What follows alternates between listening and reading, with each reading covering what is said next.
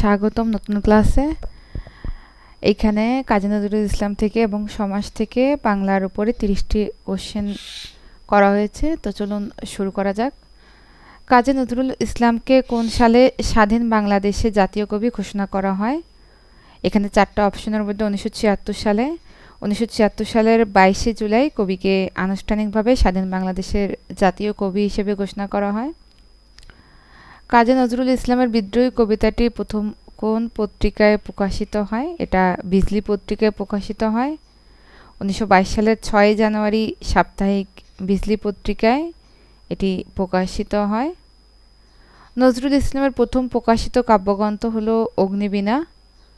1922 সালের অক্টোবর মাসে নজরুলের প্রথম কাব্যগ্রন্থ অগ্নিবীণা প্রকাশিত হয়। কুহিলিকা কাজী নজরুল ইসলামের কোন ধরনের রচনা? কুহিলিকা হলো উপন্যাস। নজরুল রচিত উপন্যাস মোট হলো 3টি। একটি হলো বাঁধনহারা, মৃত্যুক্ষুধা, কুহিলিকা। কবি নজরুল ইসলামকে 21শে পদক প্রদান করা হয় কত সালে? 1976 সালে। বাংলাদেশ সরকার 1976 সালে কবিকে সাহিত্যে অবদানের জন্য দেশের সর্বোচ্চ বেসামরিক সম্মাননা 21শে পদক প্রদান করে। আলেয়া নজরুলের কোন শ্রেণীর সাহিত্যকর্ম? আলেয়া হলো গীতি আলেখ্য বা গীতি নাট্য। এটি 1931 সালে মহানগর থিয়েটারে প্রথম মঞ্চস্থ হয়েছিল। রবীন্দ্রনাথ ঠাকুরের কোন গ্রন্থটি নজরুলকে উৎসর্গ করা হয়েছিল? রবীন্দ্রনাথ ঠাকুর তার বসন্ত গীতিনাট্যটি নজরুলকে উৎসর্গ করেন। পূজারিণী ও খেয়াপাড়ের তরুণী কবিতা দুটি নজরুলের কোন কাব্যগ্রন্থে সংকলিত? এটি অগ্নিবীণা কাব্যগ্রন্থে সংকলিত। কাজী নজরুল ইসলাম ধূমকেতু পত্রিকা প্রকাশ করেন কত সালে? ধূমকেতু 1922 সালে প্রকাশ করেন। 1922 সালের 11ই আগস্ট নজরুলের সম্পাদনায় অর্ধ সাপ্তাহিক ধূমকেতু পত্রিকা প্রকাশিত হয়। এই পত্রিকায় রবীন্দ্রনাথ ঠাকুর একটি আশীর্বাণী পাঠিয়েছিলেন। নজরুলের রাজবন্দির জবানবন্দি একটি প্রবন্ধ অথবা আদালতের জবানবন্দি। ধূমকেতু পত্রিকায় আনন্দময়ীর আগমনে কবিতা প্রকাশের কারণে নজরুলকে রাজদ্রোহের অভিযোগে গ্রেফতার করা হয়। আদালতে তিনি যে জবানবন্দি দেন তাই রাজবন্দির জবানবন্দি 1923 নামে প্রকাশিত হয়।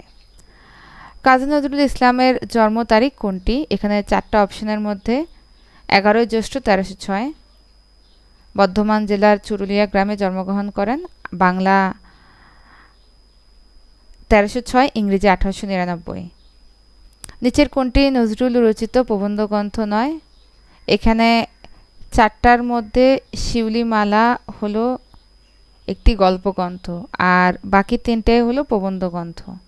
দুদিনের যাত্রী, রুদ্রমঙ্গল, রাজবন্দির জবানবন্দি 3টাই প্রবন্ধ গ্রন্থ আর শিউলিমালা হলো গল্পগ্রন্থ।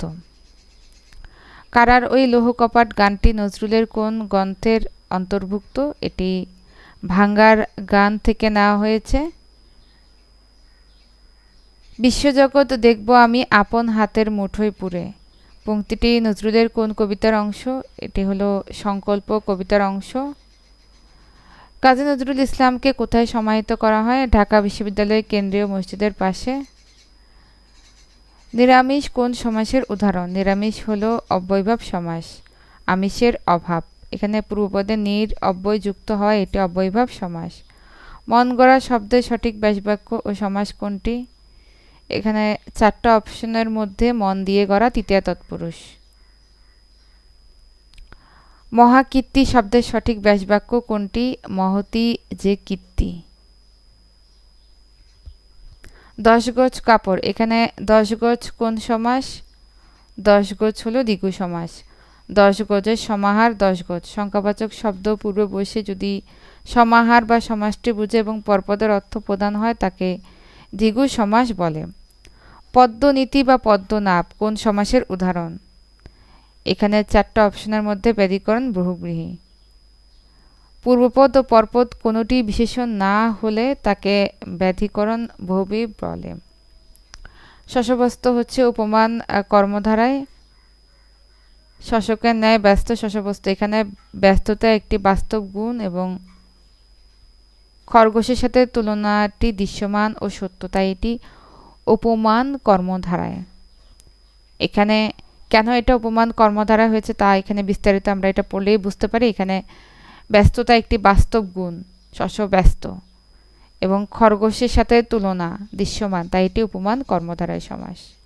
মুখে ভাতে কোন সমাসের উদাহরণ? মুখে ভাতে হলো মধ্যপদলোপী বহুব্রীহি, না মধ্যপদ লোপ পেয়েছে তাই।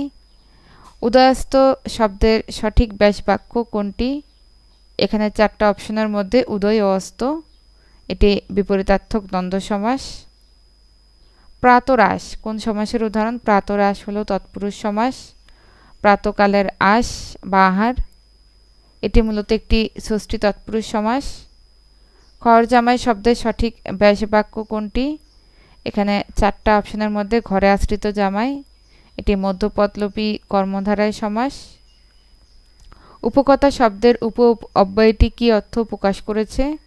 সাদৃশ্য, কথার সাদৃশ্য উপকথা, এখানে উপসাদৃশ্য বা অনুকরণ অর্থে ব্যবহৃত হয়েছে। অনুচিত কোন সমাসের উদাহরণ? অনুচিত হলো নয় তৎপুরুষ সমাস। নয় উচিত, পূর্বপদে না বাচক অব্যয় না, নেই, না, বসে পরপদের অর্থ প্রধান হলে তাকে নয় তৎপুরুষ সমাস বলে। নির্দয় কোন সমাসের উদাহরণ? নির্দয় নয় বহুব্রীহি।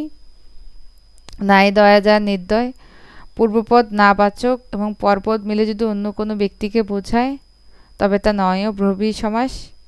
করকমল কোন সমাস? করকমল হলো উপমিত কর্মধারায় সমাস।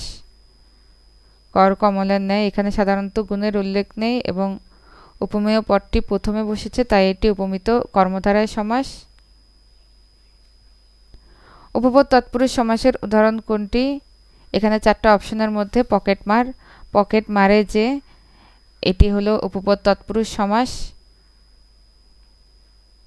এখন সুশাসন ও মূল্যবোধের উপর 15টি এমসিকিউ। তো চলুন শুরু করা যাক।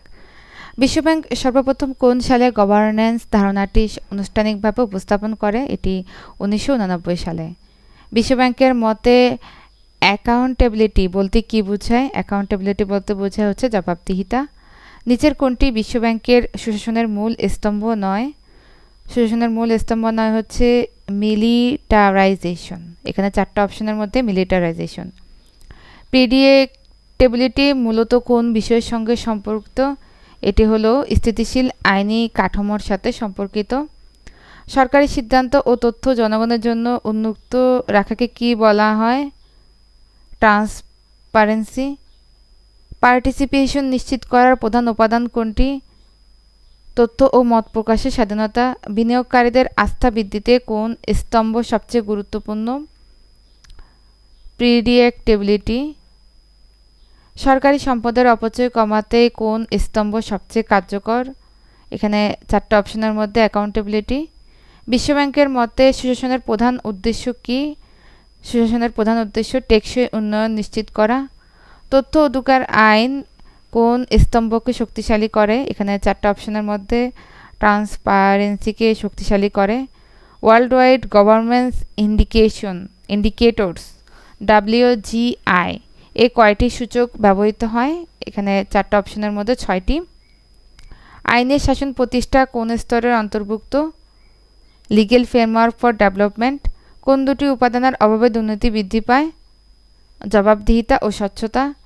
পুর গভর্নেন্স এর অন্যতম প্রধান লক্ষণ কি? দুর্বল আইনের শাসন ও দুর্নীতি। উন্নয়ন সহায়তার ক্ষেত্রে বিশ্বব্যাংক কোন বিষয়কে সত্য হিসেবে গুরুত্ব দিতে শুরু করে? সুশাসন প্রতিষ্ঠা। তো এখন বিসিএস ভূগোল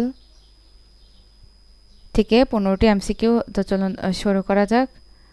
দুর্যোগ ব্যবস্থাপনা চক্র অনুযায়ী দুর্যোগের ক্ষয়ক্ষতি স্থায়ীভাবে হ্রাস করার দীর্ঘমেয়াদী কৌশলকে কি বলা হয়? এখানে 4টা অপশনের মধ্যে হবে প্রশমন। নিচের কোনটি দুর্যোগের প্রস্তুতির মূল লক্ষ্য? তাৎক্ষণিক দুর্যোগ মোকাবেলায় সক্ষমতা বৃদ্ধি এবং তাৎক্ষণিক সাড়া জন্য প্রস্তুত থাকা। উপকূলীয় অঞ্চলে ঘূর্ণিঝড় আশ্রয় কেন্দ্র সাইক্লোন শেল্টার নির্মাণ করা দুর্যোগ ব্যবস্থাপনার কোন পর্যায়ের কাজ? প্রশমন। রেডিও বা টেলিভিশনের ঘূর্ণিঝড়ের মহাবিপদ সংকেত প্রচার করা দুর্যোগের কোন ধাপের অন্তর্ভুক্ত? প্রস্তুতি। ভূমিকম্পের ক্ষয়ক্ষতি এড়াতে বিল্ডিং কোড বা ভবন নির্মাণ বিধিমালা বাধ্যতামূলক করা কিসের উদাহরণ?